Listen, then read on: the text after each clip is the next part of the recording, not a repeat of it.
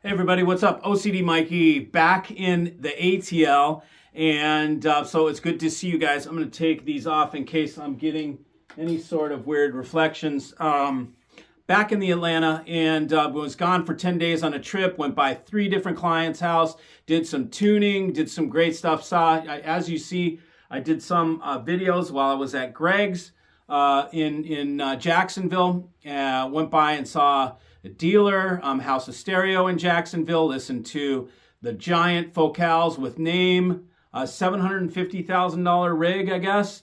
Very interesting. That's not what this video is about, but I'm going to go into some of the show things because I'm back from Florida, right? So I went to the Florida Audio Expo, and I'm going to tell you about what I saw there. Now, I'm going to break this into several different videos because there's just certain things that are going to take their own dang video, okay?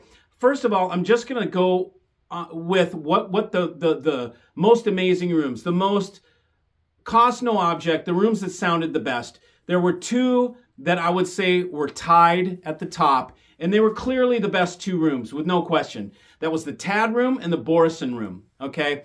And I'm talking about not the little Borresen room upstairs, but the one through the breezeway in its own section out there, its own room over there. And I'll give you the distinction between the 2. The Borresen room was absolutely boundless image, okay? So if you wanted to hear what something sounded like with no boundaries, an image so big that it reaches, there is no boundary, it's just limitless. That's what that system had. I was at the back of the room. I wasn't even in the chairs. I was standing at the back of the room. There was a table at the back with some things that they were showing. And I was at the back of the room, standing behind the table, listening to the speakers. And they were absolutely, it was imaging killer back there. I wasn't even sitting down. I was standing up. I was like, this is killer back here. And so it was really, and then the electronics are these big, AVIC, giant, huge, the big size things. Super impressive. Okay, the speakers were $275 or $250, and maybe you guys know better than I. Don't even know how much the gear was, but it's probably the same. So I'm sure it was a $500,000 rig. And it sounded like it. Okay, so this is the kind of rig where you walk in and you go, okay, $500,000. This is one of the best sounding rigs that I've heard. So I get it. I still think that's a hell of a lot of money, but you're like, okay, at least you're getting something that is outrageous. Now, so the Borresen room was an example of how you felt like you're getting your money's worth. Like, okay, I get it. This is expensive sound. Whereas some other rooms you go into, you're like, oh boy, I feel bad for whoever spent the money on this because it doesn't deliver. So Borresen, I felt like it wasn't, I felt like it delivered, okay? And that was my point of what I'm trying to describe here, is when I went into that room, I was like, okay, this delivers for the money. Same with the TAD room. The TAD was a $500,000 room as well, or just under. And with the R1s, the big ones, I've never heard anything like that in terms of refined, sumptuous, just texture and refinement. It was not the same, like in the Borresen room, I was tripping out on how limitless the image was. It was extremely quiet. The sound popped out of nowhere in the sound space. It was orbs of sound, but not distracting. It was something where it was like, wow, you're amazed at the breadth of the image.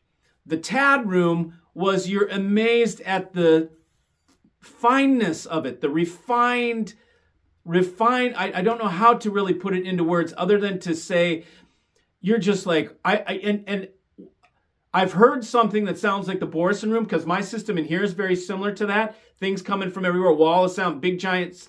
But the TAD room is something I've not heard before. That is something that you've not heard before unless you heard it at that room. It has a certain mid-range. That tweeter combo with that mid-range is their secret weapon.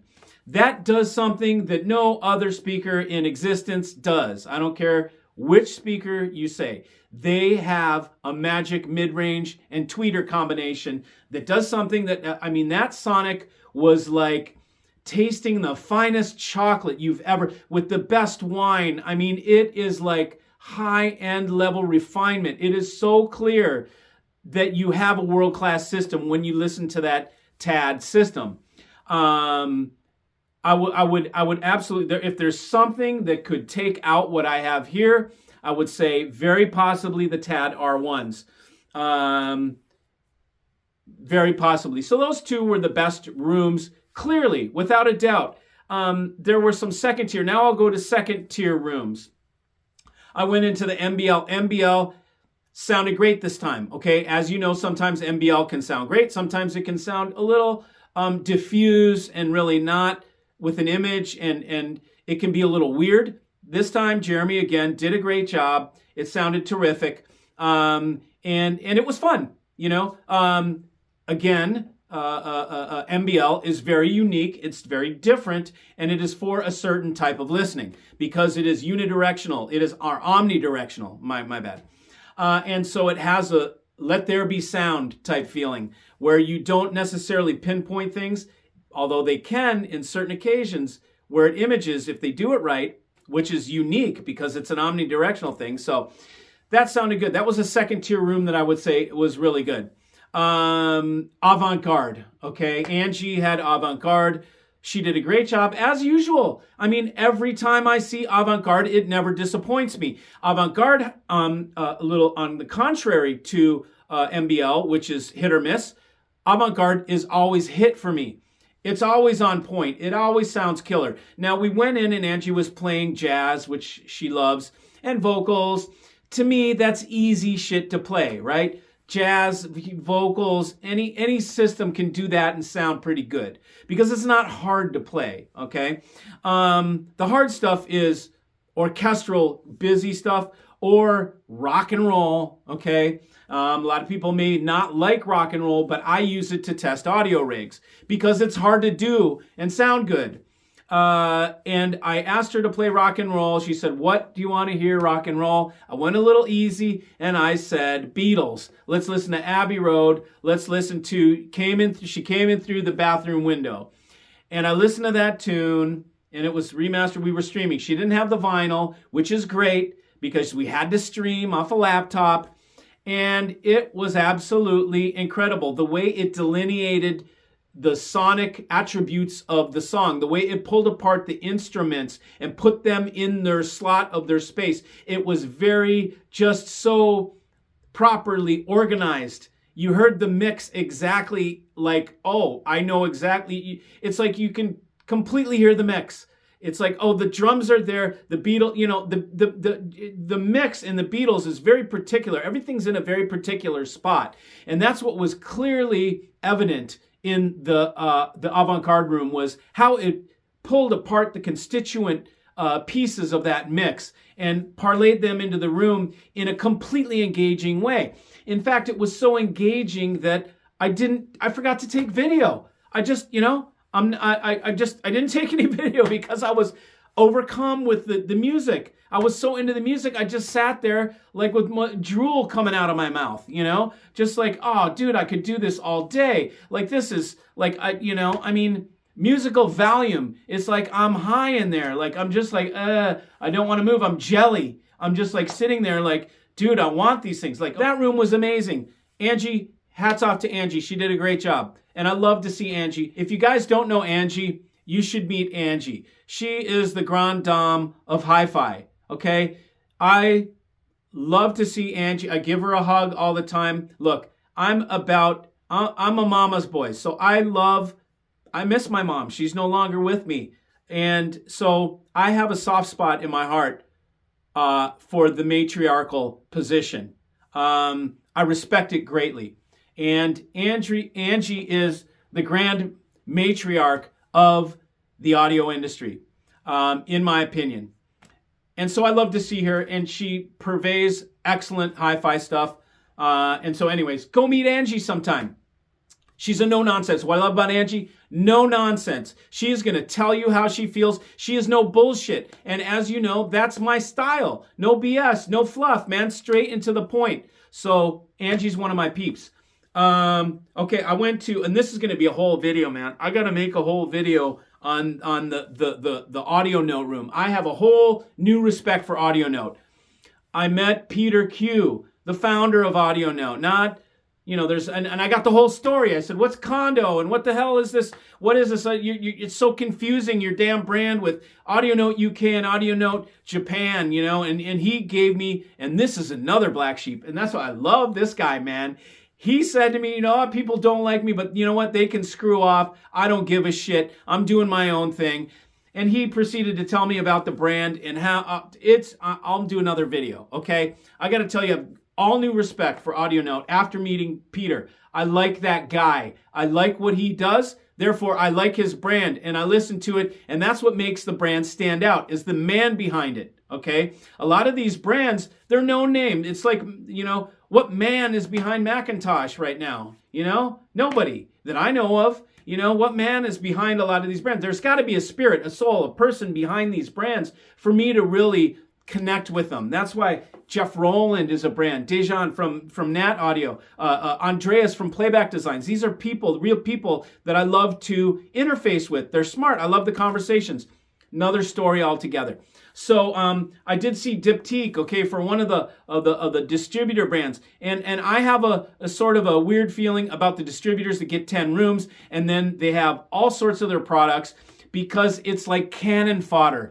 There's no real loyalty to a brand. All I'm seeing is a distributor room with all his products. So how do you pick one or the other? It's like fodder. It's just widgets in the rooms. Every room has more different widgets. So it's hard to connect with the soul of the company when you're dealing with a distributor that just has his 50 brands there or whatever.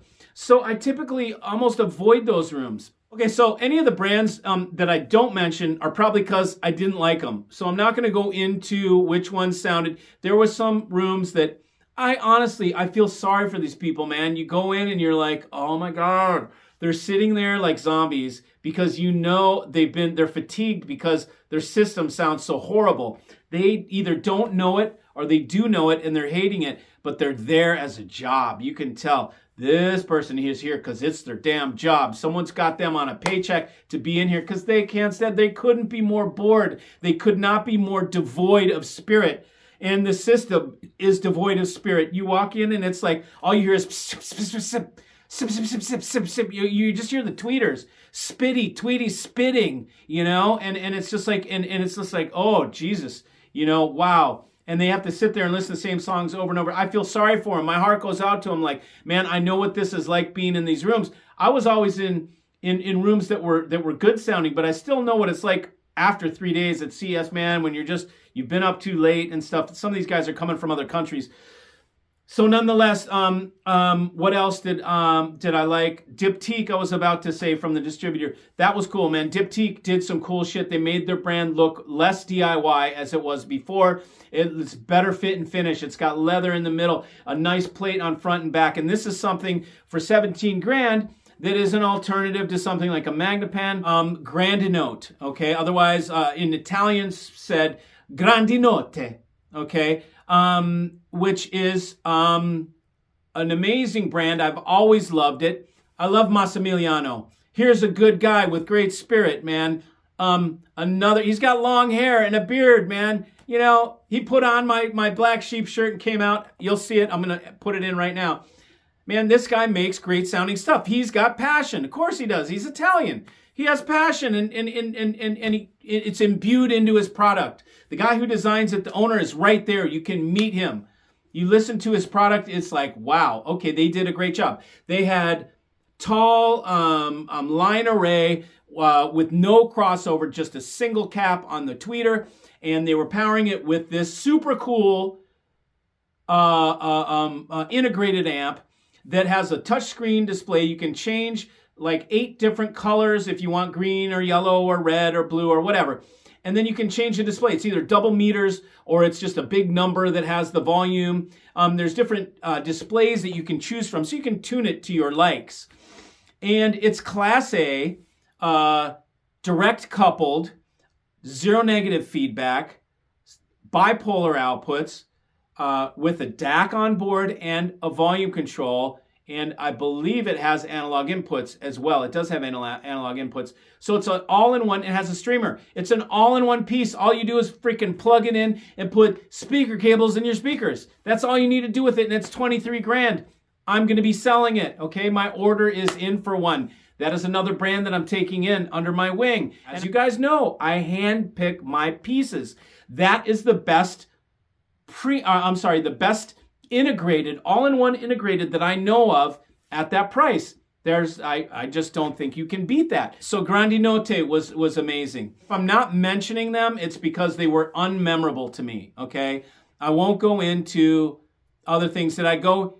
There's certain rooms that I wouldn't go into that I have no interest in. So I'll give you that disclaimer, like Borresen, got zero interest in that brand. AGD was there, Alberto, I saw AGD. Again, Alberto, I had dinner with Alberto and Daniela. We had a lot of fun. We went with Zev from Pure Audio Project. I love Zev.